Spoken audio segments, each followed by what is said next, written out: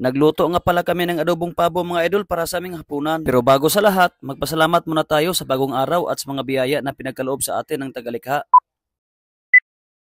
Isang pirasong pabo pala ang lutuin natin ngayon mga idol. Nasa 3 kilong higit kumulang ang laki nito. Dinala pala ito ng aming tropa dito sa istasyon dahil may selebrasyon. Birthday nga ng aming tropa kaya mag-food tripan kami ngayon. Hiniwa lang natin ito ng maliit na piraso para madali lang lutuin. At pagkatapos ngang hiniwa, ito naman ating hugasan. At pagkatapos nating hugasan, diretso na lang sa kaldero at dito na lang pakuluan. Naglagay pala tayo ng tanglad at asin na pangpalasa bago natin isalang. Nakahanda na po ang apoy at diretso na natin itong isalang. Pakuluan lang natin ito ng ilang minuto hanggang lumambot bago natin i-adobo. Ito pala yung tropa namin ang nag-celebrate ng kaarawan at siya pala ang naghiwa kanina ng karning pabo. Gumawa ng apoy, ako lang ang taga-video. Hindi kasi nakatulong ang ibang tropa dahil busy sa trabaho. Mukhang napasarap ang usapan natin kaya focus na tayo dito. Malambot na nga ito at nilagyan na lang natin ng tuyo, hindi lang nakita sa video. Naabutan pala tayo ng gabi sa pagpalambot nito. Umpisahan na natin ang adobo, naglagay lang ako ng mantika sa mainit na kawali. Magisa lang tayo ng bawang hanggang sa magkulay brown. Isunod lang natin yung sibuyas, sili at atsal. Nilagyan nga pala natin ng sili para may kunting anghang. Mas gagana kasi ang kain kapag may kunting kagat ng sili. At pagkatapos nga nagisa ang lahat ng mga ricados, ilagay na lang natin sa kawali ang pinalambot nating karning pabo. At mikos-mikosin na lang natin saglit itong mga idol bago natin takpan at lagyan ng pangpalasa. Kailangan talaga natin takpan hanggang magkulay brown ang adobo natin. At pagkatapos ngang takpan, lagyan na lang natin ng pangpalasa. Naglagay pala tayo ng bitsin at nilagay ko na rin yung onion leaves. Hindi ko na po nilagyan ng asin dahil naglagay na tayo ng tuyo kanina. Kaya kung lagyan pa ito ng asin, sa sobrang alat hindi na ito makakain. At ayan na nga mga idol, ito'y okay na. Atin ang hanguin at ilagay natin sa lamisa. At sabayan nyo kami mga idol at kami kakain na.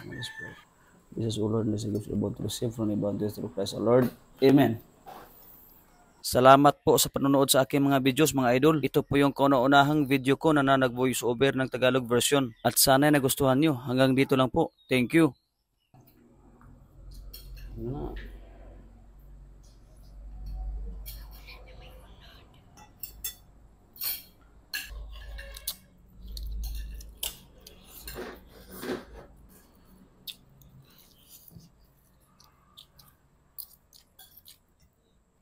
Ano ya?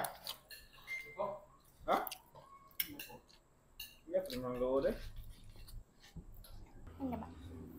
No?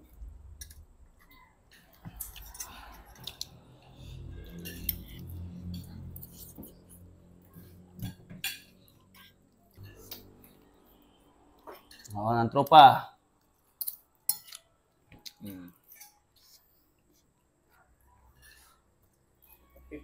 Adobo. Adobong pabo.